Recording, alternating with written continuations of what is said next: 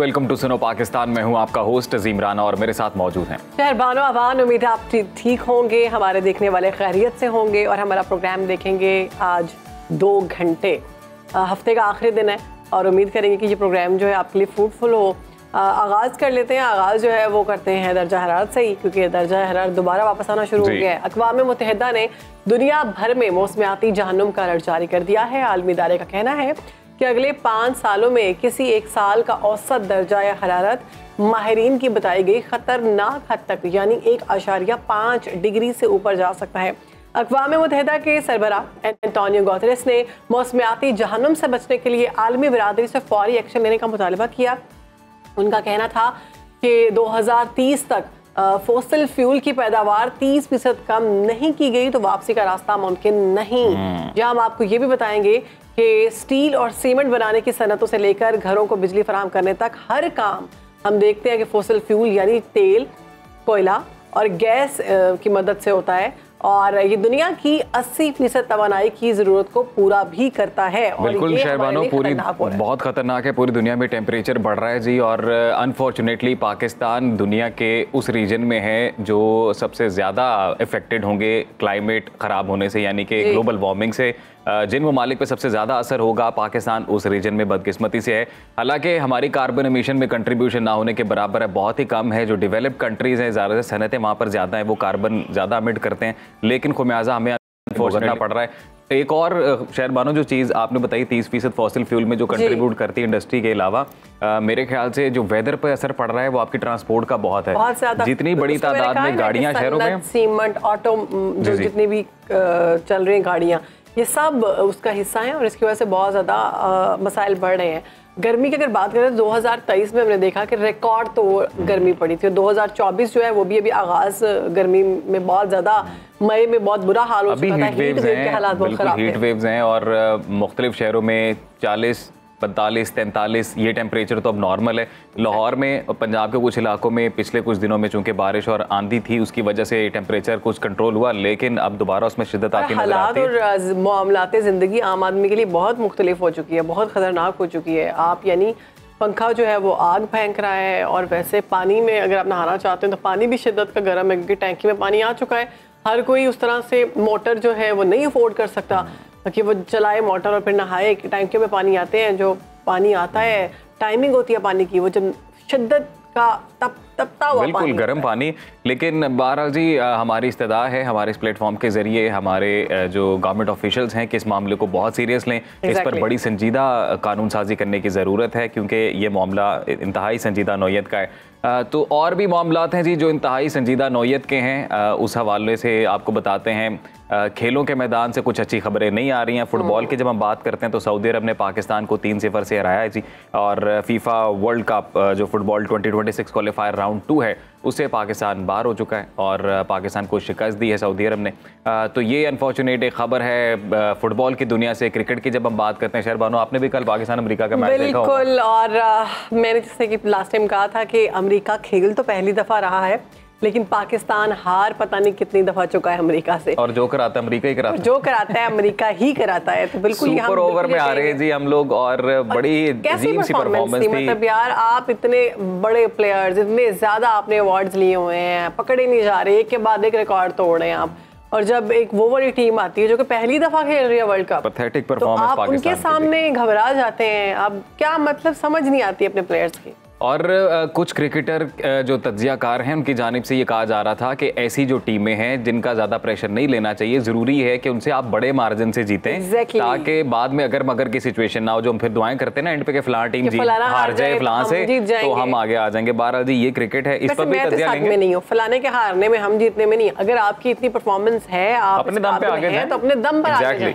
दूसरों फलाना हार जाए तो मैं आगे चला जाऊंगा, 1 पॉइंट कम है तो आधा पॉइंट कम है तो 2.5 पॉइंट कम है।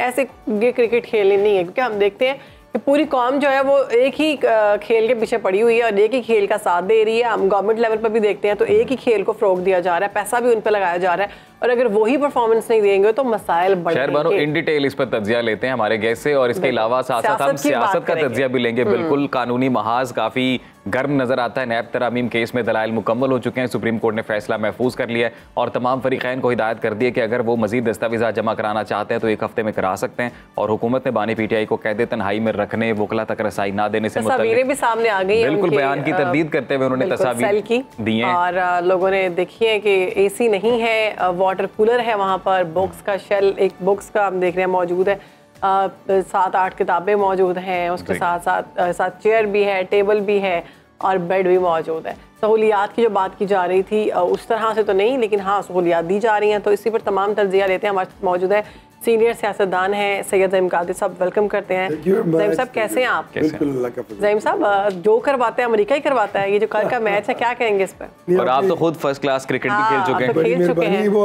एक बहुत इंपॉर्टेंट बात आपने जो एनवायरनमेंट की है ना, उस पर एक जुमला मैं जरूर कहूँगा कि डिफॉरेस्टेशन जो है, exactly sir, that is playing the major role in environmental chaos vis-a-vis Pakistan. Timber mafia जिसे नंबर 2 पॉपुलेशन कंट्रोल नहीं है आपका, आपकी आबादी नॉर्मल तनासब से बहुत ज़्यादा तेज़ बढ़ रही है, तो फिर वो कंस्ट्रक्शन और वो सारा कुछ, तो हम एक जिसको कह रहे हैं कि अनदेखे पॉपुलेशन बॉम्ब कहते हैं, जी।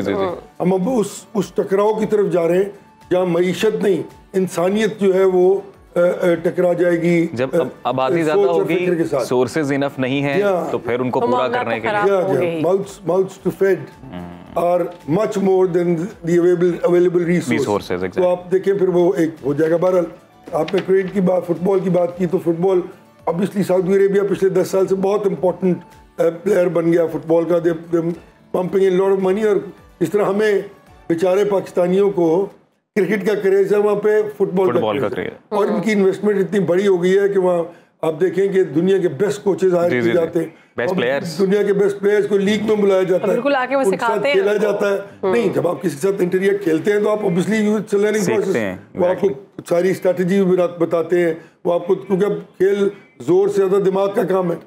चलिए उधर तो ये हो गया। कल किसी ने बड़ी अच्छी ट्वीट की कि अमेरिका पाकिस्तान से जीत गया। मैंने कहा भाईजान अमेरिका पाकिस्तान को हरा दिया।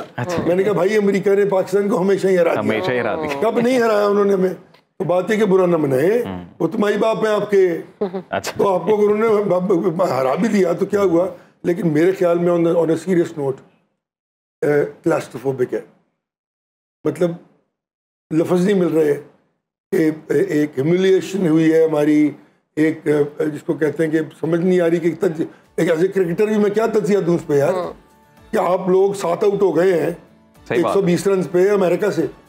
वो लोग जिन्होंने कभी, जिनको एक्सपोजर ही नहीं है फर्स्ट क्लास T20 का, कोई एक्सपोजर नहीं है उनको, वो देयर नोबडीज, वो C ग्रेड और D ग्रेड भी नहीं खेलते। ज़हीम साहब किस पे जिम्मेदारी है?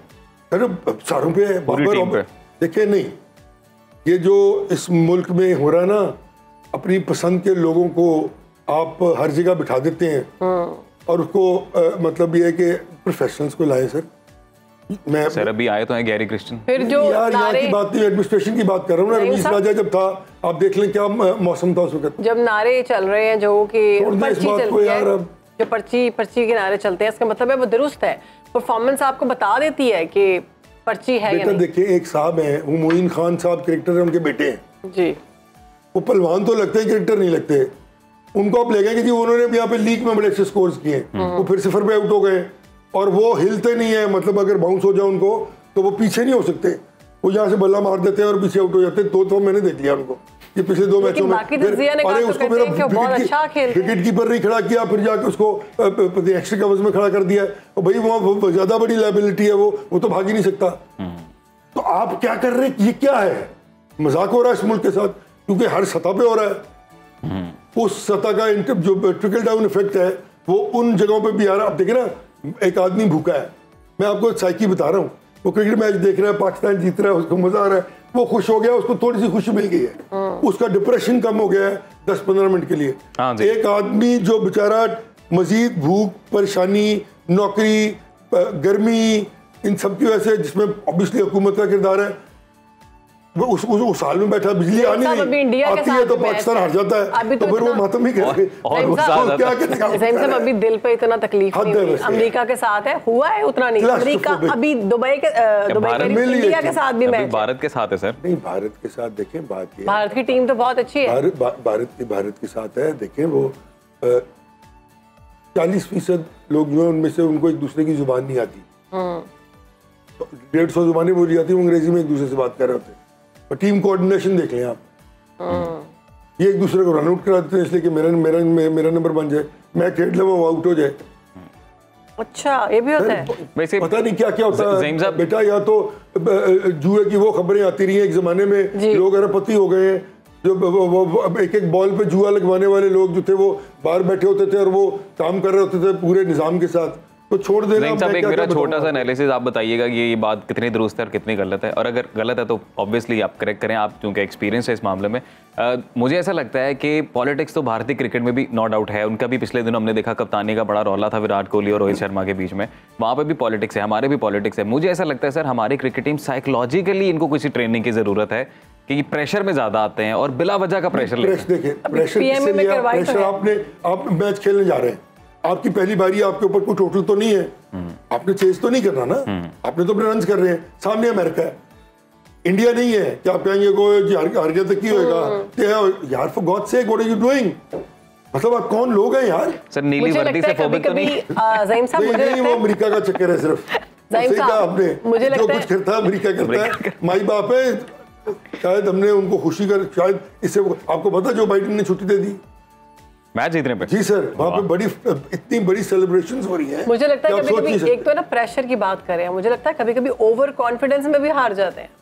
नहीं, ओवर हारना जीतना इज नॉट द इशू, मेरे लिए हारना जीतना आपकी परफॉर्मेंस क्या है, आप किससे हार रहे हैं, मेरा ये प्रॉब्लम है। Exactly. एक अनप्रोफेशनल टीम से आप हार रहे हैं जिनका क्रिकेट की कोई एक्सपोजर ही नहीं है ना, कोई, उन्होंने मेरे ख्याल पहली दफा वो T20 का वर्ल्ड कप खेला। ज़हीम साहब अभी सियासतदानों की परफॉर्मेंस कैसी चल रही है, इस हवाले से भी कुछ बात करें। मजीद आती जा रही है, मजीद खराब होती जा रही है, एक दूसरे के साथ जो टग ऑफ वॉर है वो सियासत को मजीद जो है वो अंधेरों में धकेल रहा है, और मेरे ख्याल में ये अंधेरे कहीं मुस्तकिल ना हो जाए, बल्कि हो जाने चाहिए। सर वो तो कल बानी पीटीआई ने जब ऑनलाइन अपीयरेंस दी अपनी, उनकी प्रेजेंस थी वहाँ पे सुप्रीम कोर्ट में, उसमें उन्होंने एक बयान में ये भी बात की कि मुल्क जो है वो डिक्टेटरशिप है इस वक्त। नहीं, तो जब आप थे तो क्या हो रहा था, आपने क्या किया उस डिक्टेटरशिप को रोकने के लिए? आपको ये नहीं, आप ये नहीं कर सकते कि आप जो है वो अपनी मर्जी की बातें अपने साथ मंसूब कर लें, और जब आपकी बात आए, बारी आए, आप तो यार एक सीट नहीं जीत सके थे, उसके बाद क्या हुआ आपके साथ, आप किस तरह की पॉलिटिक्स करते रहे, और फिर यकायक आपने क्या किया और कौन आपके साथ मिला। I don't want to get into the details, but जब आप किसी को कोई आपका मोहसिन होता है ना, उसको मोहसिन माने, और वो मोहसिन इसलिए होता है कि वो रियासत पाकिस्तान होती है, वो आपको लाड कर रही है ना, आप जलाओ गिलाओ भी कर रहे हैं, आप सब कुछ कर रहे हैं, लेकिन फिर आप आके रियासत को गाली देनी शुरू कर दें। आपके आपका जो अमल है वो रियासत को तोड़ने की तरफ इशारे देने लगे, आपका अमल जो है वो काउंटर प्रोडक्टिव हो जाए नेशनल इंटीग्रिटी के लिए, तो ये तो फिर बर्दाश्त नहीं करना चाहिए रियासत पाकिस्तान को। ये तो nobody is above Pakistan. Dialogue की बातें चल रही थी, राना सनाउल्लाह कहते हैं कि पीटीआई के साथ कोई डायलॉग नहीं होगा, और दूसरी जानिब वो ये भी कहते हैं कि बानी पीटीआई पर नए केसेस बनाने की हम कर रहे हैं मेहनत या कोशिश। अब ये जुमला जो है डायलॉग नहीं होगा तो चले, इसका मतलब आपने निगेट कर दिया कि पार्लिमानी निज़ाम एक बार फिर आप लोगों की वजह से फेल हो गया, क्योंकि पार्लिमानी निज़ाम की सबसे बड़ी खूबसूरती है कि उसमें डायलॉग के लिए बहुत बड़ा रूम होता है असेंबली में, आपने उसको फिर फेल कर दिया, यानी कि आप you cease to be a politician the day you say that you can not go and interviewed with your opposition और योर गवर्नमेंट, दोनों तरफ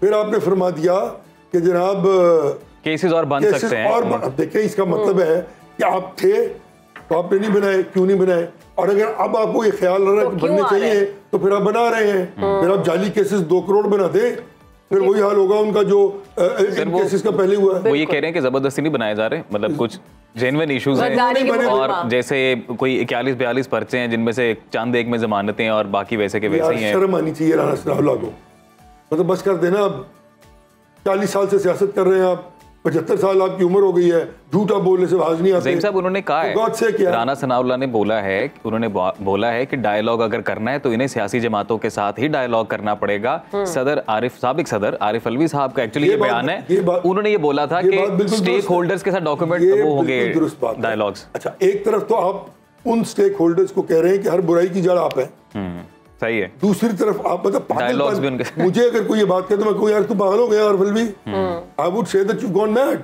एक तरफ आप कह रहे हैं कि हर बुराई की जड़ वो हैं, आपने घुमा के तमाम सियासतदानों ने जब जब उनको इस्तेमाल किया इक़्तिदार में आने के लिए, और जब आपकी गलतियों, चोरियों, आपकी करप्शन, डिसऑनेस्टी के बायस आपको अवाम ने रिजेक्ट कर दिया, तो आपने उसका इल्ज़ाम इस्टेब्लिशमेंट पर डाला और आपने गालियाँ देनी शुरू कर दी और फिर जिंदा होके आ गए, और फिर आप फिर वही काम कर रहे हैं। तो यार फिर ये क्या है, ये कोई ये आपकी समझ नहीं है या हम पागल हैं? हुकूमत की जानिब से गद्दारी का मुकदमा चलाने की बातें की जा रही है बानिया पीटीआई पर, समझते हैं कि अगर ये हुआ। बीबी जेल परवेज मुशर्रफ के ज़माने में मेरे पे अच्छा तो 7 मुकदमे थे गद्दारी के जी, वो डाइल्यूट हो गए दहशतगर्दी के और गद्दारी के 140 के करीब। तो वो इफेक्ट करते हैं आपको, आपकी बेल जो होगी, सब में पता था वो गलत बनाए में सब। ये गलत केसेस बनाना जो है ना, ये सही नहीं है, ये सही तो हो ही नहीं सकता। लेकिन सर इनका ट्वीट वो बुनियाद बन सकता है, प्रोडक्टिव हो जाता है। सर इनका ट्वीट वो बुनियाद बन सकता है जो 1971 वाला हुमूद-उर-रहमान कमीशन वाला ट्वीट किया था। समझ आई, वो मुझे समझ नहीं आई कि उस पे एक साइफर पे और एक उस पे क्यों चश्मपोशी कर रही है रियासत पाकिस्तान। यही वो वजह है कि इस तरह के लोगों, हर बंदे को शय मिल जाती है कि जब मैं चाहूँ कुछ भी बोल, मैं गालियाँ दे दूँ एस्टैब्लिशमेंट को, जब चाहूँ उनके साथ मिल जाऊँ। और ये वो लोग हैं ना कि वो जीप के पीछे भागते रहो, जीप से फेंक भी दिए जाओ तो पीछे पीछे भागते रहो, चलेंसर ही पकड़ लो, गरम लगे तो छोड़ दो, और चढ़ जाओ तो चढ़ जाओ, नहीं चढ़ो तो बेशर्म लोग हैं ना। राना साहब के बाद बात करते हैं शेख रशीद साहब। बड़े अरसे के बाद उनका बयान सामने आया, उन्होंने अपील की है कि ईद उल अजहा पर सियासी कैदियों के लिए आम माफी का ऐलान कर दिया जाए। देखिए शेख साहब, लोगों का अपना अपना राय होगा। शेख साहब बहुत कोनमक्श सियासतदान, उनका सफर बहुत बड़ा है। वो काउंसलर से शुरू हुए थे और 40, 50, 45 साल उन्होंने पॉलिटिक्स की है। जिस तरह भी की है, ये वो लोग कहते हैं, मैं नहीं कह सकता हूँ, क्योंकि बहरहाल वो वोट लेके जीतते रहे ना। नवाज शरीफ के साथ भी रहे हैं, इमरान खान साहब के साथ भी रहे हैं, और वो बहरहाल उसका एक, अब ये सियासत है। वो अकेला आदमी पार्टी के साथ बन के, पार्टी बना के अपनी, तो वो जिंदा रहा है सियासत में, और उसका एक्सपीरियंस बहुत है। पुराने लोगों के साथ उठा बैठा वो जो बात कह रहे हैं ना, इसके पीछे मेरे ख्याल में वो परेशानी है कि अगर ये रविश इस तरह ही चलती रही जो सियासतदानों की है, और इसको ना छोड़ा गया और डायलॉग ना हुआ, और ये बातों लोगों को जो है सजाएं ना दी गई 9 मई में, और जो बेचारे नई मुलजिम उनको रिहा ना किया गया, तो फिर बात उस तरफ चली जाएगी जहाँ 2-3 बार जा चुकी है। हाँ। तो ज़हीर साहब रुकावट क्या है 9 मई की सजाओं में? हर बार बात होती है, उल्टा माफी के भी आ गए कि या माफी मांग लें। आपने देखे ना कौन सा ऐसा महकमा जो अपनी फुल कैपेसिटी और कंपैटिबिलिटी के साथ, अपनी फुल अथॉरिटी के साथ काम कर रहा है। आपके पास अब जो प्रोसिक्यूशन का महकमा है, आपकी कैपेसिटी नहीं है कि आप डिलीवर कर सके। सर असल सवाल तो प्रोसिक्यूशन है ना। जज साहब के सामने तो जो केस आएगा, उन्होंने तो लॉ को देखते हुए, कानून को, सबूतों को देखते हुए फैसला सुनाना है। बिल्कुल। अब प्रोसिक्यूशन काम ही नहीं करती। 90% लोग तो जाहिल भर्ती किए उन्होंने, वकालत की डिग्री उन्होंने किसी ले ली है चीटिंग शूटिंग करके, उनको तल्लुकात और वही जॉबरी नेपोटिज्म भर्ती कर दिए। 5-5 लाख रुपए तनख्वाह है, अलिफ नाम को उनको आता नहीं है, तो क्या प्रोसिक्यूट करेंगे जाके मुल्जिमान को? और फिर क्या होता है कि तारीखें लेते जाते हैं, वो कहते हैं ना जस्टिस डिलेड जस्टिस डिनाइड। और एक और भी वकला में हमारी बरादरी में एक मिसाल है जो बहुत कम लोग जानते हैं कि जस्टिस हरेड इज जस्टिस बरेड। ये भी होता है इस मुल्क में, तो ये भी नहीं होना चाहिए। तो कुछ केसेस में हुआ आपको? तो बड़ी जगह होता है, happens, ये तो होता है। जो बाद में केसेस खत्म किए जाते हैं वो फिर यही होते हैं? नहीं, सारे ये नहीं होते माजरत के साथ, वो वही होते हैं जिनके दिल में एक मोहब्बत का दिया जल रहा होता है किसी के लिए कि अब इस केस को खत्म कर दिया जाए। और नैब, जिसके बारे में बड़ी गुफ्तगू हो रही है आजकल, जिसकी आपने कहा कि उन्होंने फैसला महफूज कर लिया है, मेरे ख्याल में कि इस पाकिस्तान की तारीख का सबसे बड़ा नुकसान अगर इस मुल्क की इकोनॉमी को, इस मुल्क की सियासत को, इस मुल्क की जो जो जो जो रोल ओवर था मुल्क का, उसको नुकसान हुआ है। नैब उसकी सबसे बड़ी जिम्मेदार है। ज़हीम साहब, वक्त खत्म होने जा रहा है। एक आपका कमेंट आम डेवलपमेंट है वो भी, और ये क्योंकि आपने भी जेलें काटी, आप भी कैदोबंद की सोबतें देख के आए, तो सर सहूलियात कैसी होती है? ना काफ़ी हैं जो तस्वीर कल आई बानी पीटीआई के? बहुत ज़्यादा है। अच्छा, वहाँ पे होती है एक बी क्लास, उसको बेटर क्लास कहते हैं। ये क्लास है या बी क्लास? नहीं, ये तो ऐसे ये है ना। अच्छा, बिकॉज देखिए ये भी, इसका कोई जिक्र नहीं है वहाँ। कूलर का, बेड का, मैंने भी डबल डिग्री होल्डर था। मैं अपना सेक्रेटरी जनरल था एक पार्टी का, मुझे फर्श पे सोता था मैं। 6x10 का सेल था, वहीं पे 4x4 का एक वॉशरूम था अंदर, एंड दैट वाज इट। लेकिन ज़हीम साहब वहाँ पे तो कोई भी ले सकता है ना पैसे देकर? बिल्कुल नहीं, फैसिलिटीज बिल्कुल नहीं कर सकते आप ये काम। पैसे देके किस तरह ले सकते हैं? वो अदालत से लेनी पड़ती है ना, अदालत से लेनी पड़ती है। उसके बाद फिर आपको मंथली पे करना होता है। जेल मैनुअल है, उस जेल मैनुअल में हर चीज लिखी हुई है। वहाँ पे जिस तरह मटन कोरमा और कढ़ाई और दुम्बा खाते हैं खान साहब, इसका रवश तो हुकूमत ने खर्चा नहीं बता दिया था कि 2.5 करोड़ रुपया, पता नहीं 3 महीने का खर्चा। लेकिन उनके वकील कहते हैं कि ऐसा नहीं है यार, वो गलत कहते हैं, वो गलत कहते हैं। मैंने ये देखी हुई है जगह जहाँ वो है। इसमें अडियाला क्या जेल है ये? जी, अडियाला। इनका एक पूरा वहाँ पे एक कॉर्डन ऑफ जगह है जो AAA+ है, और ये मेरे ख्याल में छुपाई गई है। वहाँ पे एयर कंडीशनर्स भी हैं, बड़ा कुछ है। अटक जेल का वो कहते हैं कि अटक में वो डेथ सेल में थे, यहाँ पे उन्हें ये वाली फैसिलिटीज दी गई जो तस्वीर में चला। फैसिलिटीज हैं, बेड्स हैं, सब कुछ है, सुपर फैसिलिटीज होती हैं। इस तरह गिलानी साहब रहे हैं वहाँ, पता नहीं तकरीबन 5 साल 4 साल। जरदारी साहब बने हैं 4.5-5 साल। मियां नवाज शरीफ साहब रहे हैं वहाँ। सर, किताबों की कलेक्शन बहुत अच्छी आ रही है, आपको लगता है बड़ी तैयारी हो रही है आगे? जी, किताबों की कलेक्शन जो तस्वीर सामने है, आपको लग रहा है कोई बड़ी तैयारी हो रही है आगे? तैयारी करने की कैपेसिटी नहीं है उनमें, मैं माजरत के साथ। वो बेचारे बस आहा हु ही हो, that is all about it. ठीक है, आगे तैयारी इस तरह नहीं होती। ज़हीम साहब बहुत शुक्रिया आपके वक्त का। किताबों से हो रही होती तो सबकी हो जाती, लेकिन सब किताबें में तो नहीं पढ़ते ना।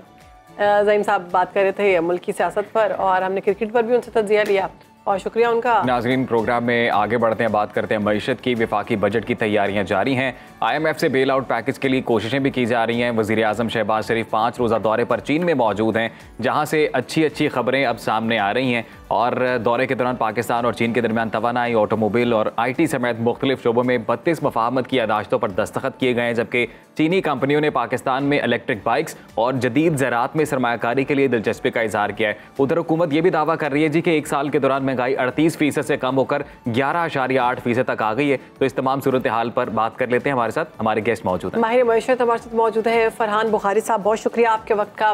फरहान साहब, वज़ीर आज़म जो है दौरा चीन पर हैं, तो उसी पर बात करेंगे हम। पाकिस्तान और चीन के दरमियान 32 MOUs पर साइन हो चुके हैं, और वज़ीर आज़म का दौरा चीन मुल्क के मुआशी मुस्तकबिल के लिए कितना अहम दिखाई दे रहा है आपको? जी, अस्सलाम वालेकुम, गुड मॉर्निंग, बहुत शुक्रिया।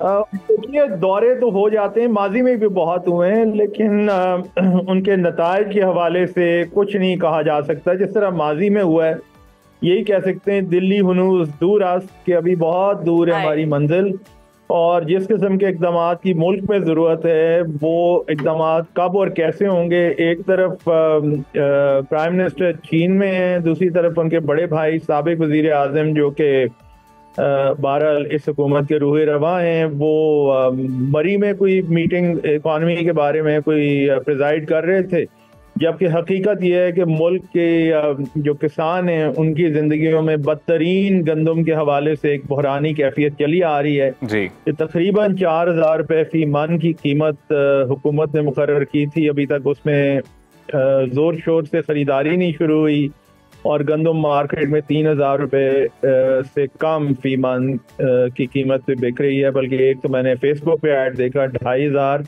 रुपए का और 2,800 रुपए का। ये क्या आपको बताता है? ये बताता ये है कि मुल्क में एक बहुत बड़ा तजाद खड़ा हुआ है।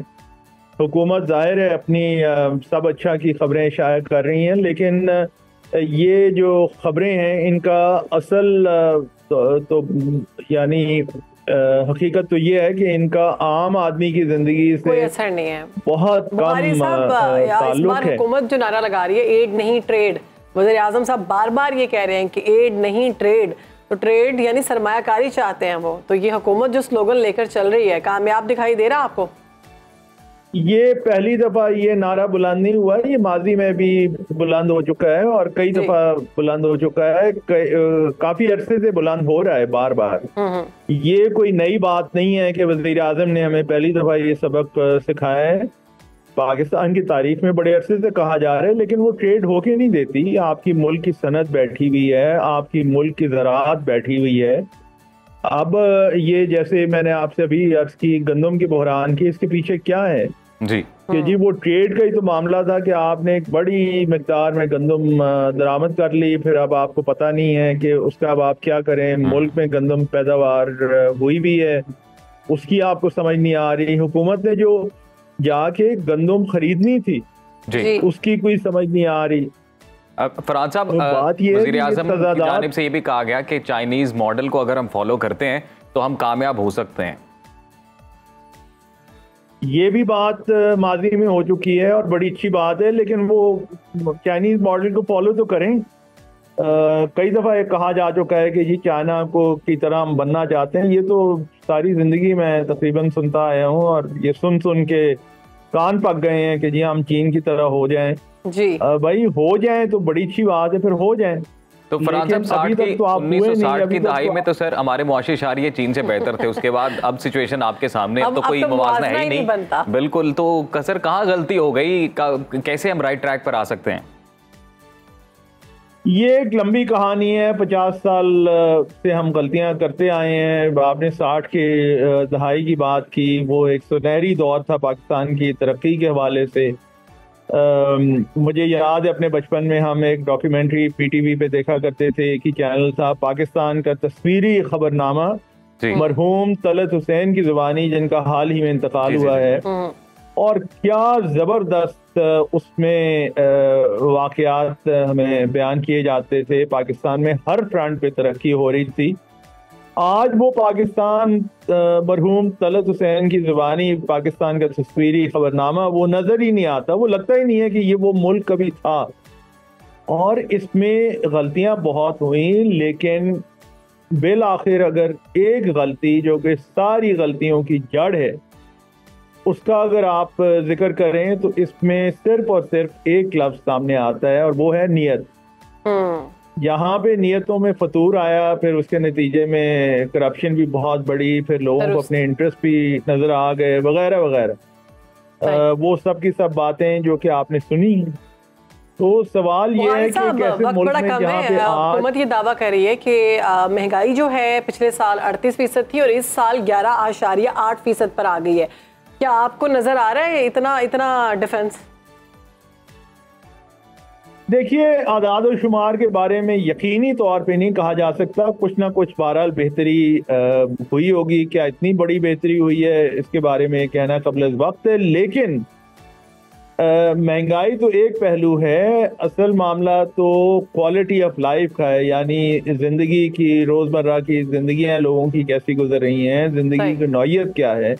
अब जैसे मैं आपको अर्ज कर रहा हूँ कि आधी से ज्यादा आबादी, निस्फ से ज्यादा पाकिस्तान की आबादी देही इलाकों में रहती है जी। अगर वो एक बहरान का शिकार हैं क्योंकि वो गंदम अपनी लेके बैठे हुए हैं और सरकारी कीमतें खरीद पे उन्हें गंदम नहीं वो बिक रही, बल्कि उससे बहुत कम नर्ख लग रहा है मंडियों में, तो फिर ये आपको कुछ पाकिस्तान की जो जिंदगी का मेयार है उन लोगों के लिए उसके बारे में बहुत कुछ बताता है। और फिर जो हमारे जो बड़े बड़े चैलेंजेस हैं, एक बहुत बड़ा चैलेंज क्लाइमेट चेंज का है। 2022 का आपने वाकया देख ही लिया था जिस सैलाबी कैफियत मुल्क में हुई थी।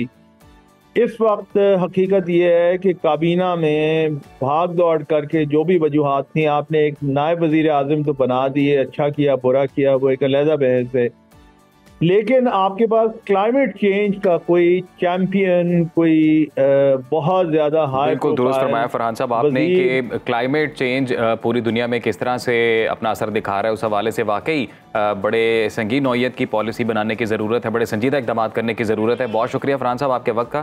सुनो पाकिस्तान का और मुआशी एतबार से मुआशी इशारी इस वक्त पाकिस्तान के कहाँ खड़े अपना तज्जिया पेश कर रहे थे उस हवाले से। शहरबानो, शोबिस की दुनिया से क्या खबर है फिर आपके पास? शोबिस की दुनिया से और सोशल मीडिया से मेरे पास खबर ये है अजीम कि हमने देखा कि कुछ सालों से आयजा खान जो है इंस्टाग्राम पर मोस्ट फॉलोड, मतलब ज़्यादा फॉलोवर्स वाली अदाकारा थी और राज कर रही थी। अभी तक उनके लेवल पर कोई पहुंच नहीं सका था। और कितने फॉलोवर्स थे उनके? उनके उस वक्त तो शायद 11 मिलियन थे। अच्छा। तो अब जो खबर आई है वो ये है कि हानिया आमिर, हम सुन रहे थे 6 महीने से दोनों का सख्त मुकाबला जारी था, एक लेवल पर चल रही थी। हानिया आमिर इंस्टाग्राम पर अब ज़्यादा फॉलोवर्स के साथ 14.1 मिलियन से आगे निकल चुकी हैं, यानी 1 करोड़ 41 लाख फॉलोवर्स हो चुके हैं उनके।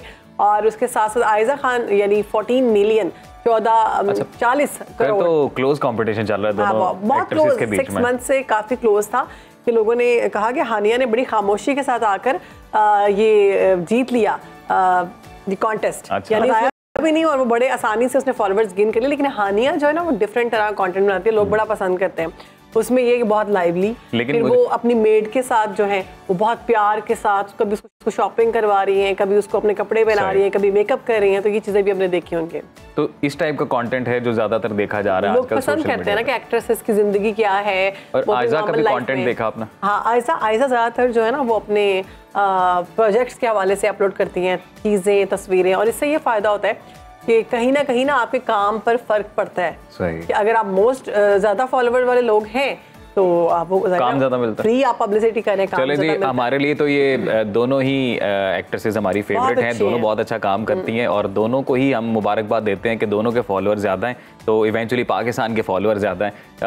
एक और मेरे पास खबर है, आपने कंटेंट की बात की तो एक और हमारे सुपरस्टार हैं जिनका कंटेंट आजकल बड़ा फेमस हुआ है। ये आपको पता है चाहत फतेह अली खान, कौन नहीं जानता उनको। आजकल जनाब बड़ी तनकीद भी हो रही है और बड़ी क्या कहते हैं ना कन्वर्सेशन हो रही है इनके गाने बदोबदी को लेकर, क्योंकि यूट्यूब पे कल हमने अली ज़फ़र की भी खबर शेयर की थी इससे रिलेटेड कि उन्होंने कहा मैं समझता था मेरा बड़ा मुकाबला किसी से कोई भी नहीं है, लेकिन अब तो मैं इस बात पे पीछे हट गया हूँ। इनका गाना हटा दिया जी यूट्यूब ने और 1 माह पहले बिल्कुल अख लड़े बदोबदी इन्होंने अपलोड किया था। हमने देखा कि इसके ऊपर बहुत रील्स बनी और पाकिस्तान समेत भारत में भी ये खूब वायरल हुआ गाना और कई भारतीय सुपरस्टार्स ने भी इस गाने के ऊपर रील बनाई। लेकिन अनफॉर्चुनेटली जनाब कॉपीराइट्स का इशू आ गया, क्योंकि नूरजहां मलका तरन्नुम का ये एक्चुअली में गाना है। 1973 में एक मूवी के लिए इन्होंने गाया था और वो फिल्म है जी बनारसी ठग, जिसके लिए इन्होंने गाना गाया। इतना जबरदस्त उनका गाना जो है वो बेसुरे तरीके से तो उस पर कॉपीराइट्स क्लेम किया गया, तो वो कामयाब हो गए और इनका जो गाना है वो डिलीट कर दिया गया है। आपकी वजह क्या राय है, ये होना चाहिए था? इनको एंटरटेनर, हाँ वो एंटरटेनमेंट के तौर पर करते हैं। मेरे ख्याल से मैं कुछ भी नहीं कहूँगी, आई डोंट नो होना चाहिए था या नहीं होना चाहिए था, लेकिन वाकई जिनकी ये असल चीज है उनसे पूछना चाहिए। अच्छा शहरबानो, मुझे ऐसा लग रहा है कि अगर इनके गाने के ऊपर 27 मिलियन व्यूज थे, 28 मिलियन व्यूज थे इनके, हाँ जी, तो अब इसे अंदाजा लगा लें कि लोग जो हैं वो एंटरटेन होना चाह रहे हैं, वो फनी चीजें देखना चाह रहे हैं। तो मेरे ख्याल से ये एक मामला था जी। तो बहरहाल उम्मीद करते हैं कि चाहत साहब अगला को गाना ऐसा बनाएंगे कि जिस पर कॉपीराइट का कोई मामला ना बने। गाना आपने बताया था आप खुद लिखते हैं तो आप खुद ही लिखा करें, आप दूसरों को कॉपी मत किया करें, उससे यह है कि आपको नुकसान हुआ है।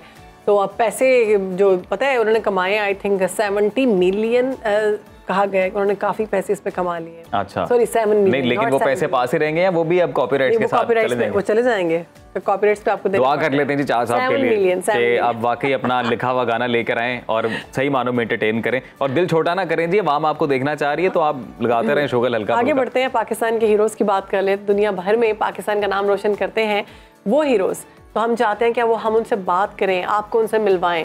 तो आज रेसलिंग की दुनिया में दी कोव ब्रैंडन के नाम से मशहूर है पाकिस्तानी रेसलर बिलाल आफरीदी। उन्होंने नेपाल में होने वाले इंटरनेशनल मुकाबलों में भारतीय हरीफ को हराकर टाइटल अपने नाम किया, कामयाब हुए। और इससे पहले वो एशियन चैंपियन के अलावा 6 बार वर्ल्ड हैवीवेट चैंपियन का एजाज भी अपने नाम कर चुके हैं। हमारे साथ मौजूद हैं, उनसे बात कर लें। जी बिल्कुल, वेलकम टू सुनो पाकिस्तान। बिलाल आफरीदी कैसे हैं आप? अल्हम्दुलिल्लाह मैं ठीक हूँ, आप लोग कैसे हैं? We are good. बिलाल, सबसे पहले तो बहुत बहुत मुबारकबाद, आपने बड़ी कामयाबी से दिफा किया अपने टाइटल का। तो अपने जर्नी के बारे में बताइएगा, मुकाबले के बारे में बताइएगा, कितनी तैयारी करनी पड़ी, आसान था?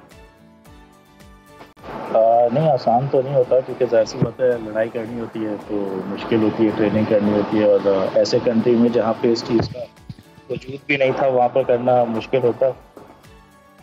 सही। अच्छा बिलाल, हमें ये बताइएगा कि आपकी इंस्पिरेशन क्या थी, किससे इंस्पायर होकर आप इस फील्ड में आए? मैं 90s में रेसलिंग देखता था, 97 में शॉन माइकल मेरा फेवरेट रेसलर था जिससे इंस्पायर होकर मैंने ये फील्ड ज्वाइन करी। अच्छा बिलाल, हम जो विजुअल्स अभी देख रहे हैं उसमें कुछ तस्वीर हैं और इससे पहले एक विजुअल में आपका देख रहा था जिसमें आप स्मैक कहते हैं उसे इस टेक्निकल लैंग्वेज में, जो नॉकआउट करते वक्त जो रेसलर अपना एक सिग्नेचर स्ट्रैटेजी यूज़ करता है, एक मूव यूज़ करता है, तो ये तो ट्रिपल एच एक रेसलर हैं बड़े फेमस, ये उनका नहीं है स्टाइल? हाँ, तो आप इंस्पायर आप शॉन माइकल से थे, स्टाइल आपने ट्रिपल एच वाला अडॉप्ट किया, ये क्या कहानी? उनका ये स्टाइल पसंद आ गया होगा।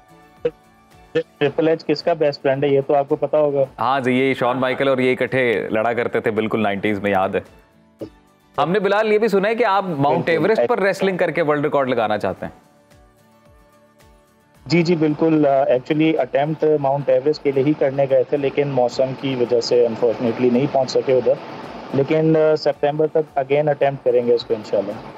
अच्छा, पाकिस्तान में रेसलिंग की अगर बात की जाए तो सहूलियात हैं अगर कोई रेसलर बनना चाहता है इस हवाले से? बिल्कुल, हमारी 2 अकेडमीज हैं, एक हमारी क्लिफ्टन में है सबा कमर्शियल की तरफ और दूसरा हमारा लियाकताबाद में, जहाँ पर हम लोग दोनों जी दोनों कराची में। तो बिलाल, इसके क्या फ्यूचर देख रहे हैं पाकिस्तान में आप, क्योंकि रेसलिंग कोई बहुत फेमस स्पोर्ट उस तरह से नहीं है, बड़ी गिनी चुनी ऑडियंस है इसकी। नहीं, ये बात आपने थोड़ी सी आपकी शायद इंफॉर्मेशन में इजाफा करूँ, wrestling world wide second most viewership वाला स्पोर्ट है आफ्टर फुटबॉल। अच्छा। तो और पाकिस्तान में भी देखें जी, पाकिस्तान में भी जो है ना आप देखें क्रिकेट का बैट लेके ना बच्चा घर से बाहर बाद में निकलता है, पहले अपने घर के बिस्तर पर जो है ना भाई के साथ रेसलिंग करता है। पर टैलेंट खेल है, ये बड़ा खतरनाक है, इसमें आपकी इंजरी भी हो सकती है, तो आपको डर नहीं लगता? नहीं, डर कैसा, डर तो देखें कराची में तो रहते हैं, वैसे ही कदम कदम पर खतरा है ही वैसे। बहुत अच्छा जवाब दिया आपने। बहुत शुक्रिया आपका फरहान, आप हमारे हीरोज़ हैं और पाकिस्तान की कोशिश करते हैं उस तरह पाकिस्तान में लेकर आएँ आप लोगों के सामने और इनकी कदर की जाए। तो अभी और हम लोग ये भी दुआ करते हैं कि पाकिस्तान में इंटरनेशनल रेसलर्स आएँ और यहाँ पर बाकायदा तौर पर रेसलिंग का कोई टूर्नामेंट हो। इस सेगमेंट में हम बात करेंगे सेहत से मुतल्लिक कि आपने अपनी स्किन का खास तौर पर ख्याल कैसे रखना है, वो बात करते हैं। इंसानी जिल्द हमारे जिस्म का एक बहुत अहम हिस्सा है, अक्सर लोग नहीं जानते कि अपनी जिल्द को सेहतमंद कैसे रखा जाए। ख़वातीन की अगर हम बिलखसूस बात करें तो वो अपनी जिल्द के हवाले से बहुत ज़्यादा हसास होती हैं, इस सिलसिले में दुनिया जहाँ के मशवरे पर अमल करती हैं और टोटके तुमने देखा है वो करती रहती हैं। ये भी एक हकीकत है कि ख़वातीन के पास कोई भी कह लेना कोई टिप आ जाए, कोई क्रीम उनके पास हो तो वो जरूर करती हैं, उसको इस्तेमाल करती हैं चाहे और ख़राब हो जाए इसके तो आज एक्सपर्ट ट्रायल लेते हैं कि आपने हेल्दी स्किन कैसे रखनी। बिल्कुल, हमारे साथ डर्माटोलॉजिस्ट मौजूद हैं डॉक्टर कंज़ाफ, आप वेलकम करते हैं। कैसी हैं आप?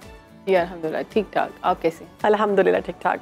अच्छा कंज़ाफ, गर्मियों में अमूमन ऐसा होता है कि लोगों को ज़्यादा एक्नी हो जाती है, स्वेटिंग की वजह से ज़्यादा प्रॉब्लम होती है, तो ऐसा क्या किया जाए कि हम गर्मियों में स्पेसिफिकली एक्नी से बचे रहें? जी बिल्कुल, गर्मियों में चूँकि ह्यूमिडिटी ज़्यादा हो जाती है, टेम्परेचर हाई होता है, तो हमारा ऑयल प्रोडक्शन या सीबम प्रोडक्शन जो है वो स्किन में बढ़ जाती है। तो ऐसे सारे काम जो आपके सीबम प्रोडक्शन या ऑयल को कंट्रोल करते हैं वो एक्नी को कम करेंगे या एक्नी को प्रिवेंट करेंगे। तो उसमें सबसे पहले तो एक अच्छा सा टोनर ज़रूर रखें। टोनर ज़रूर होना चाहिए आपके पास। अब जब भी गर्दो गुबार से धूप से वापस आएँ तो टोन अप करें अपनी स्किन को। उसमें अगर आप देखें तो ऑर्गेनिक अगर जाएं तो अर्के गुलाब या रोज़ वाटर जो है वो बेस्ट टोनर है। उसका एक स्प्रे बॉटल आपके पास होना चाहिए, फ्रिज में आते ही अपनी चेहरे पे स्प्रे कर लें। उससे क्या होगा कि आपके पोर्स बंद हो जाएंगे और जो है उसमें से गर्दो गुबार निकल जाएगा। अर्के गुलाब रख लें फ्रिज में, अर्के गुलाब का यूज़ करें सुबह दोपहर शाम, इससे आपकी स्किन टोन अप रहेगी और एक्ने के प्रॉब्लम्स सॉल्व होते हैं। और अर्के गुलाब खुद बनाएं या फिर जो मार्केट में अवेलेबल है वो ठीक होता है? मार्केट में भी अवेलेबल है, बहुत सारे ब्रांड्स का बहुत अच्छा अर्के गुलाब आ रहा है और इसके अलावा ऑर्गेनिक भी अवेलेबल होता है, कुछ लोग खुद भी बनाते हैं। तो डिपेंड्स, अगर आपको आता है बनाना तो घर में बना लें, उससे अच्छी चीज़ नहीं है। लेकिन ब्रांड्स का भी अवेलेबल है, लेकिन उसमें कुछ ना कुछ प्रिजर्वेटिव्स या केमिकल्स का इस्तेमाल किया जाता है। डॉक्टर साहब, मर्द हज़रात अपनी स्किन कैसे ठीक रखें, उनको भी एक टिप देते हैं, क्योंकि स्पेशली उन बॉयज़ को जो बाइक्स का ज़्यादा इस्तेमाल करते हैं, आजकल वेदर आपको पता है कैसा है, तो स्किन बड़ी वो हो जाती है। और दूसरा एक और के हमें रेगुलर शेव करना होती है जी, तो उससे भी स्किन बड़ी हार्ड हो जाती है, तो उसको कैसे रख सकते हैं? जी, एक तो एक अच्छा सा मॉइस्चराइज़र ज़रूर होना चाहिए। आफ्टर शेव की जगह मॉइस्चराइज़र का इस्तेमाल किया जाए मेरे ख्याल में, ठीक है, मॉइस्चराइज़र यूज़ करें। और दूसरा ये है कि सनस्क्रीन का इस्तेमाल ज़रूर किया जाए। अगर आप बाइक पे जाते हैं तो आपका सामना बहुत ज़्यादा सन से, यूवी रेज से होता है, यूवी इंडेक्स बहुत हाई है आजकल, तो सनस्क्रीन का इस्तेमाल किया जाना बहुत ज़रूरी है। कहने को तो ये बहुत आम सी बात है, लेकिन जैसे ही आप स्टार्ट करते हैं यूज़ करना सनस्क्रीन, तो आपको 1 महीने के अंदर अंदर रिजल्ट्स मिलना शुरू होते हैं। आप देखते हैं कि आपकी स्किन इवन टोन होना शुरू हो गई है, आपके दाग धब्बे ख़त्म होना शुरू हो गए और एक प्लम्प हो जाती है स्किन, उसमें एक नई जान आ जाती है। और सनस्क्रीन कोई भी ले लें और उसको यूज़ किस तरह से करना है? नहीं, कोई भी सनस्क्रीन नहीं चलेगा। आपकी जो आपकी स्किन टाइप है उसके अकॉर्डिंगली सनस्क्रीन जो है वो सिलेक्ट किया जाता है। अगर आपकी ऑयली स्किन है तो आप gel based sun block use करेंगे। जेल बेस्ड का मतलब है कि वो बिल्कुल क्लियर सन ब्लॉक होगा, उसमें कोई वाइट कास्ट नहीं होगी, बिल्कुल ऐसे जैसे ऑइंटमेंट होती है, कोई भी क्लियर ट्रांसपेरेंट ऑइंटमेंट। सही। अगर आपको दानों का प्रॉब्लम है, ऑयली स्किन है, तो फिर जेल बेस्ड सन ब्लॉक। लेकिन अगर आपकी ड्राई स्किन है तो आप cream based sun block use करेंगे, जिसमें जिंक ऑक्साइड, टाइटेनियम ऑक्साइड हो, जिसमें थोड़ी सी वाइट कास्ट होती है। सही। तो वाइट कास्ट वाले सन ब्लॉक जो है वो बहुत अच्छे सन ब्लॉक होते हैं।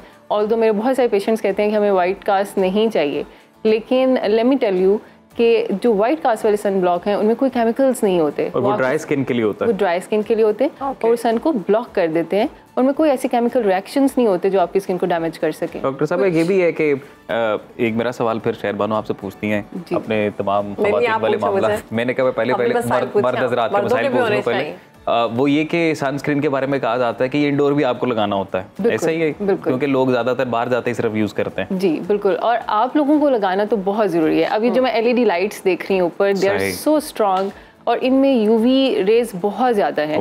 ये आपको ना सिर्फ आपके सन टैनिंग करेंगे, ये सन टैनिंग, ये सन ही है, समझे आपके कमरे में सन लगे हुए हैं, और इसके अलावा ये एजिंग भी बहुत जल्दी लेके आती हैं, रिंकलिंग लेके आती हैं, तो इसलिए सन ब्लॉक आपने इंडोर्स भी लगाना है। इसी तरह हमारे घरों में भी आजकल जो लाइट्स हैं वो भी LED लाइट्स हैं। अब टंगस्टन बल्ब ख़त्म हो चुके हैं, ये पुरानी ट्यूबलाइट्स ख़त्म हो चुकी हैं, अब LED लाइट्स का ही इस्तेमाल होता है।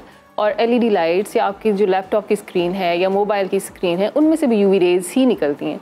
तो आपने सन ब्लॉक अब मस्ट है, आपने सुबह उठते ही सन ब्लॉक लगा लेना चेहरे पे बस। सही। अच्छा, हम देखते हैं कुछ लोगों को मैंगो खाने के बाद चेहरे पर एक्ने हो जाती है या चेहरा जो है वो अजीब सा होना शुरू हो जाता है, तो ये खाना चाहिए, कितने मिकदार में खाना चाहिए या नहीं खाना चाहिए उन लोगों को? अच्छा, ये अवेयरनेस देना बहुत ज़रूरी है कि मैंगो बेचारा खुद कुछ नहीं करता।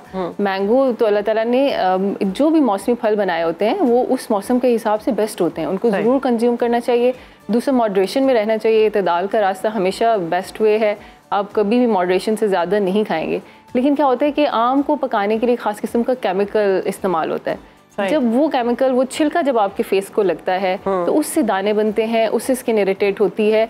खुद मैंगो बेचारा कुछ नहीं कर रहा होता, या उसके छिलके में कुछ खास केमिकल्स हैं, तो आप छिलके को बचा के अपनी स्किन को टच किए बगैर आप या तो क्यूब्स बना लें। अच्छा, सेंसिटिव जिनकी स्किन है वो अगर वैसे ही निकलते हैं ना धूप में, तो स्किन बहुत रेड हो जाती है जी, तो उनके लिए आप क्या कहेंगे, क्या करना चाहिए उनको? घर में कोई टोटका कर लेना चाहिए या फिर जी वाकई डॉक्टर के पास जाके मेडिसिन लेके आए? सबसे पहले तो मुझे ये बताने दें कि सेंसिटिविटी की कॉज क्या है। हमारे यहाँ सेंसिटिविटी की सबसे बड़ी कॉज जो है वो वाइटनिंग क्रीम्स हैं, जो कि मार्केट में अवेलेबल हैं, जिनमें मर्करी और स्टेरॉइड की बहुत ज़्यादा क्वांटिटी है। वो अगर आप 2-3 दफ़ा भी अपनी स्किन पे लगा लेंगे तो आपको फ़ौरन से स्टेरॉइड के असरात नज़र आना शुरू हो जाएंगे, जिसमें स्किन की थिनिंग है, स्किन पतली होना शुरू हो जाती है, रफ हो जाती है, छाई पड़ना शुरू हो जाती है, आपको छोटी छोटी रगें सुर्ख रंग की नज़र आना शुरू हो जाती हैं। तो अब जब ये स्किन लेके आप चूल्हे के पास या सूरज में चले जाएंगे तो वो सारी रगें जो हैं वो उनमें से ब्लड बाहर आ जाएगा और सुर्खी हो जाएगी, और आप बिल्कुल टॉलरेट नहीं कर सकते हीट को, सन को, चूल्हे को, तो रोटियां पकाने से भी जाएंगे आप। तो सबसे पहले आप वाइटनिंग क्रीम्स का इस्तेमाल छोड़ें, जिनमें मर्करी, सिर्फ वो लाइटनिंग एजेंट्स आप यूज़ कर सकते हैं जो कि डर्माटोलॉजिस्ट आपको रेकमेंड करे, जो कि मेडिकेटेड हो, जिसका हमें पता होता है कि इसमें कोई स्टेरॉइड्स या मर्करी शामिल नहीं किया गया। अच्छा कंजा, आजकल सीरम्स बहुत आए हैं मार्केट में, फलाना सीरम, रेटिनॉइल सीरम, BHA, AHA, ये सेफ है हमारी स्किन के लिए? अच्छा, देखें, बहुत सारे एक और जो अहम मौजू है वो ये है कि व्लॉगर्स को देख के बिल्कुल भी सीरम्स इस्तेमाल मत किया करें। अपनी स्किन पहले टेस्ट कराएं, अपनी स्किन को चेक कराएं डर्माटोलॉजी से, आपकी स्किन कौन सी टाइप की है। हर स्किन टाइप के लिए डिफरेंट सीरम्स हैं और हर सीरम में फिर डिफरेंट परसेंटेजेस होती हैं कि उसमें कितनी मेडिसिन है, आपको कितनी रिक्वायर्ड है। तो अगर आप इसी तरह से बस देख के इंस्टा पे लोगों को या सोशल मीडिया पे चीज़ें लगाना शुरू कर देंगे तो आपकी स्किन तबाह हो जाएगी और फिर ऐसी हद तक पहुंच जाती है स्किन के हम भी कुछ खास नहीं कर पाते। डॉक्टर साहब, जाते जाते 3 टिप्स आप शेयर करना चाहें स्किन को हेल्दी रखने के लिए? जी, सबसे पहले तो पानी का इस्तेमाल ज़्यादा रखें, 8 to 10 ग्लासेस ऑफ वाटर ज़रूर पिएं। दूसरा, हमेशा कहती हूँ सनस्क्रीन का इस्तेमाल करें। सनस्क्रीन अपनी जिल्द के मुताबिक इस्तेमाल करें, जो आपकी जिल्द है उसके मुताबिक, जैसे अभी बताया कि ऑयली स्किन के लिए। कुछ लोग कहते हैं मॉइस्चराइजर इस्तेमाल कर रहे हैं, वो सनस्क्रीन का ही काम करती है। देखिए, मॉइस्चराइजर्स हमारी आजकल की रिक्वायरमेंट नहीं है। आजकल तो हमारी ह्यूमिडिटी, टेम्परेचर इतना ज़्यादा है कि हमें बिल्कुल भी मॉइस्चराइजर नहीं चाहिए। मॉइस्चराइजर ऑलरेडी इतनी स्वेटिंग और इतना सीबम प्रोड्यूस हो रहा है। आजकल हमें सनस्क्रीन चाहिए, और वो भी जेल बेस्ड सनस्क्रीन जो कि ऑयल प्रोड्यूस ना होने दे। तीसरी चीज़ जो आप करेंगे वो ये है, अच्छा खाएं और एक्सरसाइज करें। वेरी नाइस, बहुत शुक्रिया आपका डॉक्टर साहिबा, आपने बताया। डॉक्टर कंजा हमारे साथ मौजूद थी, उन्होंने कहा कि अपनी स्किन को बेहतर करने के लिए कौन कौन सी चीज़ें हैं वो आपने करनी है। एक तो आपने वाइटनिंग क्रीम यूज़ नहीं करनी, दूसरा सीरम्स जो है वो आपने व्लॉगर्स को देखकर बिल्कुल इस्तेमाल नहीं करना। बहुत अच्छी बात की, मुझे बहुत पसंद आई। ईद उल अज़हा की आमद है, तकरीबन 9 या 10 दिन बाकी रह गए हैं। छोटे बड़े शहरों में जानवरों की मंडियाँ सज चुकी हैं। कुर्बानी के जानवरों की कीमतों में रिकॉर्ड इजाफा देखने में आ रहा है और कीमतें मुल्क की तारीख की बुलंद तरीन सतह पर पहुंच चुकी हैं।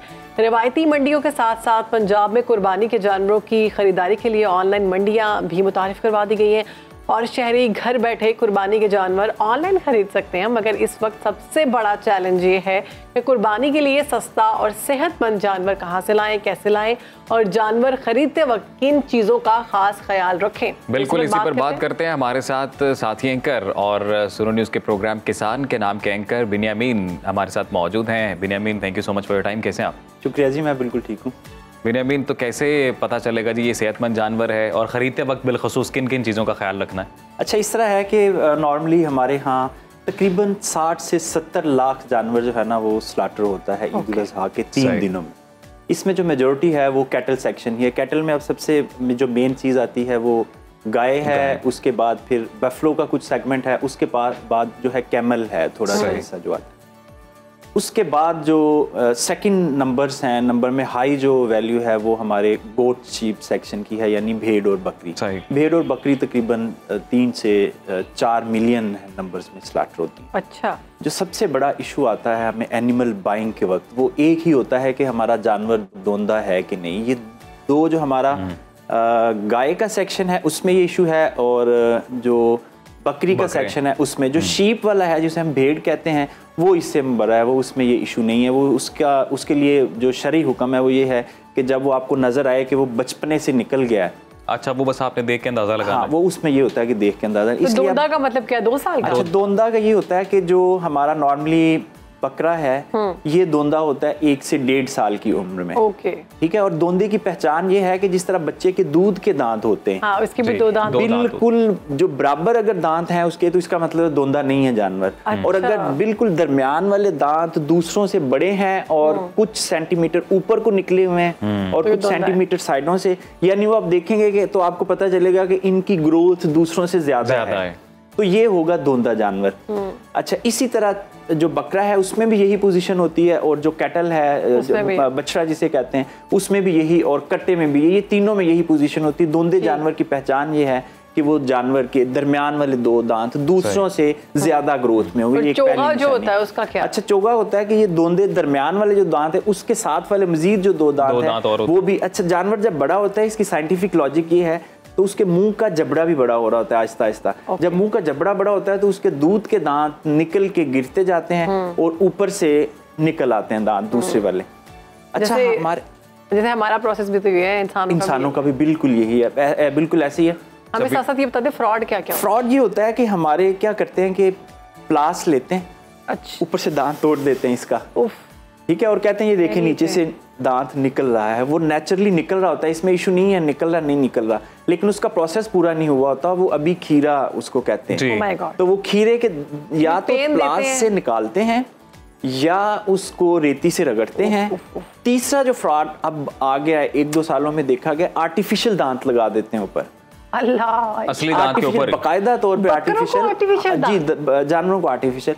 अच्छा, इसका तरीका जांचने का यही है कि आप उसका मुंह खोलें, अच्छी तरह से देखें, अगर आपको नेचुरल दांत लग रहे हैं कि उगे हुए हैं, कोई छेड़छाड़ नहीं की गई, ऊपर से टूटे नहीं, 2 दांत बहुत ज्यादा व्हाइट लग रहे हैं, बाकी सारे येलो येलो तो इनके नेचुरली हो जाते हैं, ये ब्रश नहीं करते ना। वैसे बिन्यामीन, अवाम इतनी तो है, तकरीबन बकरे को देख के भी अंदाजा हो जाता है कि दोंदा या चौगा, कहीं तो इतने एक्सपर्ट नहीं होता। हाँ, जानवर जो होता है ना उसकी एज 1.5 साल हो जाती है तो वो खीरा ही रहता है, धुंधला नहीं होता। उसमें ये होता है कि जो फीड हम दे रहे होते हैं उसमें किसी चीज़ की कमी होती है, जिसकी वजह से कोई कैल्शियम की कमी हो सकती है। सर आप हमारे ऑडियंस को ये बताएं कि सस्ता जानवर लेना है तो कहाँ से मिलेगा और क्या इस बार सस्ता मिलेगा?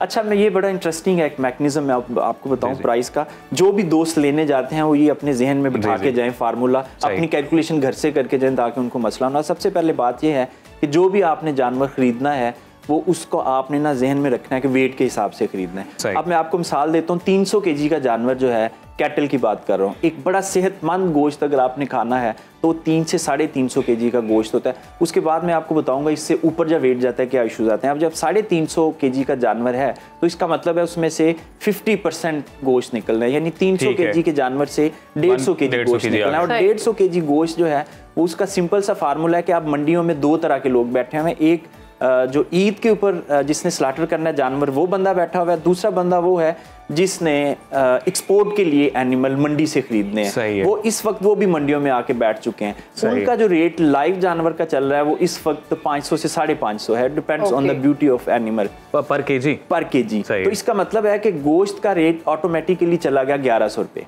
अच्छा। अब अगर आपने जानवर लेना है 300 kg का तो आप उसको 550 से, क्योंकि लाइव वेट गोश्त से आधा होता है, तो आप उसको जब 550 या 500 से मल्टीप्लाई करेंगे तो आपके पास एक मिनिमम स्लैब आ जाएगी कि इससे कम तो इस बंदे ने देना ही नहीं, जो मर्जी कर लें। अब जो कुर्बानी का जानवर होता है ये ऐड होता जाता है, खूबसूरती के पैसे इसमें ऐड होते जाते हैं। अच्छा, वो 10% 20% जितना जानवर खूबसूरत होगा उस हिसाब से मैक्सिमम कितनी अमाउंट जो है इस दफा चलनी चाहिए बकरे की बता दें। 300 जो है ना, 300 kg वाला एनिमल इस साल कोई 1.5 से 1.25 लाख में मिलेगा। पिछले साल ये प्राइस, पिछले साल जो एक्सपोर्ट प्राइस थी वो नॉट मोर देन। बिन हमारा वक्त खत्म हो रहा है, जल्दी से बीमारियों का भी आप बता दें, आप बताने वाले थे कि अच्छा बिल्कुल ऐसे ही है। 3-4 बड़ी खतरनाक बीमारियां हैं जो जानवरों से इंसानों में मुंतकिल होती है। इसमें सबसे एक कॉन्गो वायरस है। कॉन्गो वायरस ये है कि वो फौरी तौर पे आप जब टच करते हैं तो उसमें बड़े बारीक किस्म के कीचड़ होते हैं, या वो आपके हाथ पे चिपटेंगे या कम से कम आपको काटेंगे। जब वो आपको काटेंगे अगर उस जानवर में कॉन्गो है तो वो समझेंगे इंसान में मुंतकिल हो गया। एक तो ये, इससे बचने के लिए बहुत ज़रूरी है कि बहुत कम टच करें जानवर को, कोशिश करेंगे एक दफ़ा देख के, और ग्लव्स पहने और अपने साथ एंटीसेप्टिक सोल्यूशन रखें, फौरी तौर पे लगा के दोबारा एंटीसेप्टिक लगाएं। अच्छा, दूसरी एक बड़ी अहम बीमारी है, ये तो है जानवर खरीदने तक। जब हम गोश्त ले जाते हैं घर में, मतलब उसको स्लाटर कर लेते हैं, उसके पास कुछ जानवरों में टीबी की बीमारी होती है। अच्छा, वो जो गोश्त का ब्लड है, आपका किसी जगह इन्फेक्टेड हिस्सा है जिस्म का, वो आपको लग गया तो समझे आप में टीबी मुंतकिल हो गई। तीसरी बड़ी खतरनाक बीमारी, उसको जानवर का बावलापन कहते हैं। अक्सर आपने देखा होगा बहुत जानवर भाग रहे होते हैं, संगल तोड़ रहे होते हैं, रस्सियां तोड़ रहे होते हैं, रिक्शे तोड़ रहे होते हैं। तो एक तो नेचुरल वो हाइपर होते हैं, लेकिन कुछ बावलापन ये जानवरों में होता है। ये भी बीमारी इंसानों में मुंतकिल होती है, यानी पागलपन जिसे हम कहते हैं। तो ये भी जानवर जो होते हैं, इसलिए हमें बड़ा केयरफुल रहना चाहिए, केयरफुल रहना चाहिए। बहुत जबरदस्त इन्फॉर्मेशन आपने दी। बिल्कुल। अब हम बात करेंगे इंतहाई अहम सेगमेंट की, कुरान और साइंस की। तो आज हम मईशत पे बात करेंगे। इस वक्त पाकिस्तान समेत दुनिया की बहुत अहम जो कंट्रीज़ हैं वो मौशी बहरान का शिकार हैं। महंगाई मुसलसल बढ़ रही है, दौलत सिर्फ चंद लोगों तक ही महदूद है, अमीर अमीर तर होता जा रहा है और गरीब गरीब तर होता जा रहा है। आखिर क्या वजह है? दुनिया का मौशी निज़ाम क्यों बैठ गया है? मौशी बेहतरी के लिए कुरान और सुन्नत की तालीमात क्या हैं? इस्लाम का इक़्तिसादी निज़ाम क्या है? और मुस्तहकम मईशत के लिए कुरान और सुन्नत हमारी किस तरह से रहनुमाई करते हैं? इसी पर बात करेंगे। हमारे साथ हमारे गेस्ट मौजूद हैं, कुरानिक स्टडीज़ के स्पेशलिस्ट हैं जनाब अब्दुल सलाम आरिफ साहब। अब्दुल सलाम आरिफ साहब, thank you so much for your time sir. तो सर बताएं फिर आज मईशत के हवाले से क्या बात करेंगे आप? बिस्मिल्लाहिर्रहमानिर्रहीम, अल्लाहुम्मा सल्लि अला सय्यदना मुहम्मद वला आलिहि व सहाबिहि व बारिक वसल्लम। आज हम जिस मौजू पे गुफ्तगू करेंगे वो एक ऐसा क्राइसिस है जिससे पूरी दुनिया फेस कर रही है, और वो है फाइनेंशियल क्राइसिस, इन्फ्लेशन का क्राइसिस और बैड इकोनॉमी का क्राइसिस। आज पूरी दुनिया भी इसको फेस कर रही है, और हमारे मुल्क में इस वक्त सबसे बड़ा क्राइसिस जिसने हमारी एग्जिस्टेंस को क्वेश्चनेबल बना दिया है वो यही क्राइसिस है। तो हमने देख रहे हैं कि क्या कुरान और फिर इसके बाद नबी करीम सल्लल्लाहु अलैहि वसल्लम की सीरह मुबारक और फिर नबी करीम सल्लल्लाहु अलैहि वसल्लम की अहादीस मुबारक हमें इसके बारे में कोई रहनुमाई मुहैया करती हैं कि नहीं करती। देखें हम दुनिया में क्यों खार हो रहे हैं और इंसानियत क्यों खार हो रही है, सिर्फ और सिर्फ तारक कुरान होने की वजह से। कुरान, आप हैरान होंगे कि कुरान ने एक ऐसा करेंसी सिस्टम दिया हुआ है जो कि अल्टीमेट सल्यूशन है इन सारे के सारे प्रॉब्लम्स का। ये सारे के सारे प्रॉब्लम्स देखें, इन्फ्लेशन क्या है कि अगर आज मेरे पास 10,000 रुपये हैं और उसके मैंने डॉलर एक्सचेंज करवाए हैं, जो कि इस वक्त राइजुल वक़्त सिक्का राइजुल वक़्त है पूरी दुनिया में, तो फ़र्ज़ करें मुझे $100 मिलते हैं उसके अगेंस्ट, 10 साल के बाद मेरे डॉलर जो हैं वो 50 रह जाते हैं। या इसको उल्ट कर लें कि आज से 10 साल पहले जब डॉलर 100 रुपये का था तो उस वक़्त मेरे पास 10,000 रुपये थे और मुझे $100 मिलते थे, और 10 साल के बाद जब मैं मार्केट में गया तो मुझे जनाब उसके $300 मिले, मेरे $700 कहाँ गए? ये एक ऐसा क्वेश्चन है और यही एक क्राइसिस है जिसको दुनिया हल नहीं कर पा रही, और यही सरमायादाराना निज़ाम का एक क्राइसिस है। नबी करीम सल्लल्लाहु अलैहि वसल्लम ने कुरान पाक के ज़रिए से हमें जो सबसे पहला पैगाम दिया वो करेंसी का दिया था इस फील्ड पे। सही। कुरान की नज़र में 2 करेंसीज हैं सिर्फ और सिर्फ, एक गोल्ड और एक सिल्वर। गोल्ड का जिक्र भी कुरान पाक में आया है और सिल्वर का जिक्र भी कुरान पाक में आया है। उस वक़्त अरब में गोल्ड को दिनार बोला जाता था, गोल्ड के सिक्के को, और चांदी के सिक्के को दिरहम बोला जाता था। दूसरे ममालिक में भी ऐसे ही चांदी और सोने के सिक्के चलते थे। इनकी एक इंट्रिंसिक वैल्यू थी। 1924 के बाद जब इन्होंने ये बैंकिंग सिस्टम राइज किया और पेपर करेंसी लेके आए, उस वक़्त भी दुनिया को इन्होंने धोखा यही दिया एक्चुअल कि ये प्रॉमिसरी नोट है और इसके पीछे जो है हमारे पास इतना सोना मौजूद है। ये गालबन 1970s में एक वाक़या हुआ जब फ्रांस ने पूरी दुनिया से डॉलर बाइंग शुरू की, और डॉलर बाइंग करने के बाद उन्होंने अमेरिका से मुतालबा किया कि हमें इस मालियत का सोना दिया जाए। तो उस वक़्त उन्होंने कहा जी हमारे पास तो इतना सोना है ही नहीं, तो डॉलर को एकदम से जरक लगी।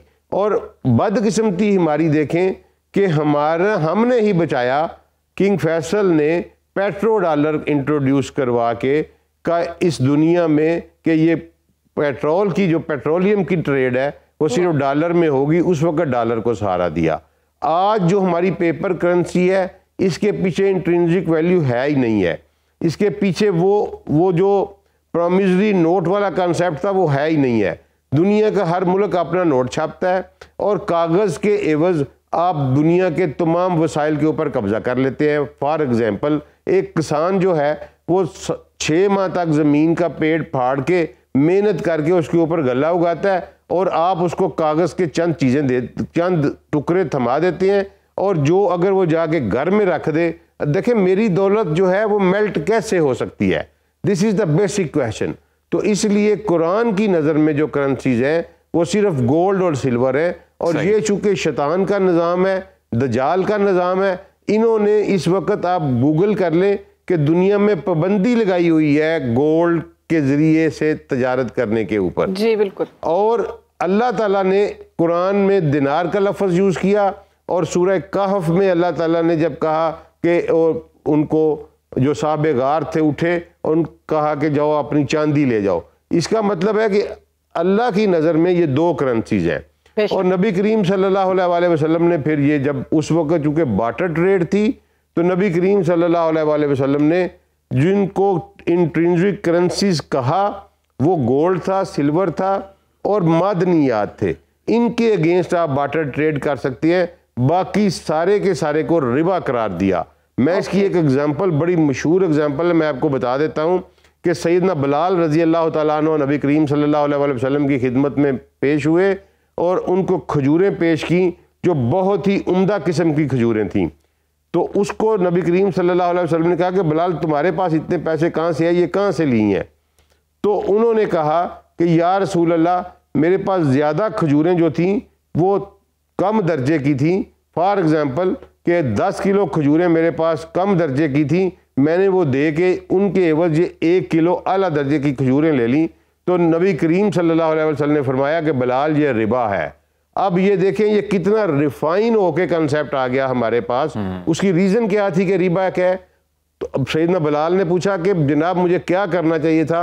आपने फरमाया कि आपको चाहिए था कि आप अपनी प्रोडक्ट मार्केट में बेचते और उसके एवज जो पैसे आपको मिलते उससे आप दूसरी डिज़ायरेबल प्रोडक्ट अच्छे वाली जो थी वो आप खरीदते। तो रिबा क्यों कहा गया? रिबा ये कहा गया कि इस तरह की ट्रेड में बोथ पार्टीज की एक्सप्लॉयटेशन है। हो सकता है बिलाल की खजूरें उससे महंगी हो सकता है उसकी खजूरें जितनी उन्हें दे दी वो उससे ज़्यादा महंगी हों। तो दोनों पार्टी की एक्सप्लॉयटेशन जो है वो दोनों का राइट सेफ गार्ड सिर्फ इंट्रिंसिक वैल्यू वाली करेंसी की ट्रेड में हो सकता है। तो ये बाकी सारे का सारा रिबा है। ये जितनी आजकल की इकोनॉमी है ये टोटल रिबा के ऊपर खड़ी है और इसका कोई सोल्यूशन नहीं। आप जो मर्जी करते जाएं, आप IMF के पास चले जाएं या वर्ल्ड बैंक के पास चले जाएं, आप अपनी एक्सपोर्ट बढ़ा लें, इस सिस्टम में रहते हुए आप कभी भी खुशहाली का मुंह नहीं देख सकते। आप कभी भी इस दजाली सिस्टम से बाहर नहीं आ सकते जब तक कि आप अल्लाह और उसके रसूल के बताए हुए करेंसी के निज़ाम की तरफ नहीं जाते और आप ट्रेड जो है वो इंट्रिंसिक वैल्यू वाली करेंसीज में इंट्रोड्यूस नहीं करवाते, जो कि सोना, चांदी और मादनियात की ट्रेड है।